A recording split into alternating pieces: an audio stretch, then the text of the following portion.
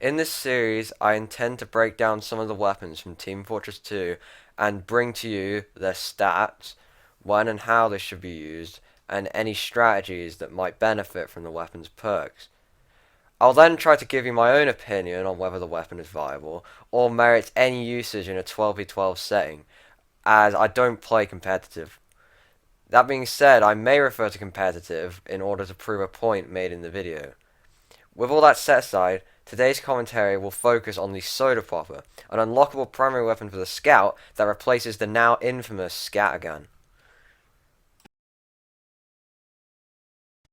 At first glance, the Soda Popper immediately seems like an interesting concept for a weapon. It fires 50% faster than the stock Scattergun, which is a significant increase and allows the Scout to put out monstrous damage in a very short time period. It also reloads 25% faster and reloads both barrels simultaneously, which is very noticeable during play and is often the deciding factor over choosing it or its close cousin, the Force of Nature, which shares a similar two-shot style. The only drawback is a minus 66% reduction in clip size, meaning you have only 2 shots before a reload is necessary. By far the most interesting and unique stat of the weapon, however, is the hype mechanic. Your hype is displayed in the bottom right corner of your screen and can be activated with your right mouse button when the bar turns red. Hype is built by dealing damage and fills fully after dealing 350 damage. Upon activating Hype, Scout is capable of jumping an additional 5 times in the air to a total of 6 mid-air jumps for a duration of 10 seconds.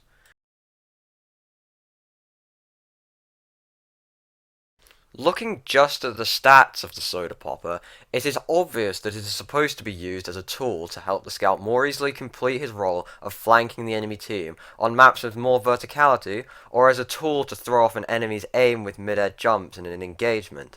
I recommend you pick up the Soda Popper on maps with more than one floor, like Suijin, or maps with lots of elevated geometry, like Kong King. Most players typically don't think to look up while focusing on what's going on in front of them, so you can take advantage of this by using your jumps to get to spots like this trapdoor above the middle point,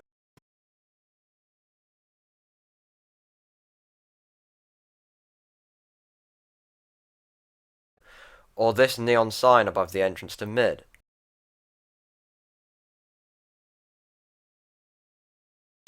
I recommend saving your hype to a point where it would be advantageous to reach a higher elevation or when you can come in contact with an enemy. Especially heavies, soldiers, and snipers, because the jumps help you to avoid the splash damage from the rocket launcher, and those two traditionally rely heavily on tracking, which you can take advantage of to throw off their aim.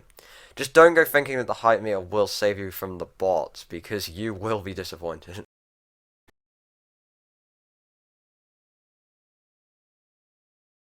The official Team Fortress 2 wiki categorizes the Soda Popper as a hit-and-run weapon because of its two-shot style. However, its reload speed also makes it viable in more prolonged fights. I have found that this is somewhat accurate, however leaves out one of the notorious couples to the Soda Popper, the Winger. While active, the Winger will increase your jump height, which applies itself to your 5 mid-air jumps to make a dangerously mobile playstyle, comparable only to that of a blast jumping class like Soldier or Demo. Get creative with this, and take advantage of spots around the map to really mess with your enemies. Another strategy to this weapon takes place through the use of a bug. There exists a glitch where, assuming you have filled your hype meter, you can then activate the hype and switch to a preferred loadout, and the effect will carry over for its duration. This can be useful in specific situations, but considering you have to have access to a resupply locker for this to work, its uses are somewhat limited.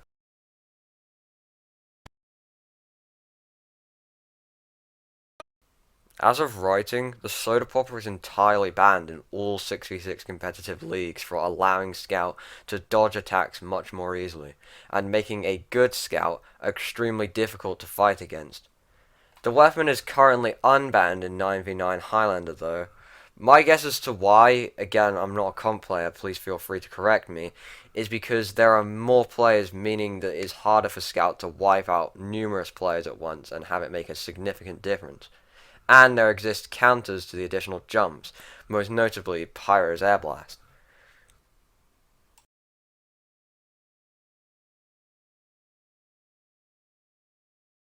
So, do I think you should use the weapon? Well, as far as I know, the Soda Popper is intended to be a side grade to the stock scattergun, a weapon that can be situationally stronger, but is not outright better.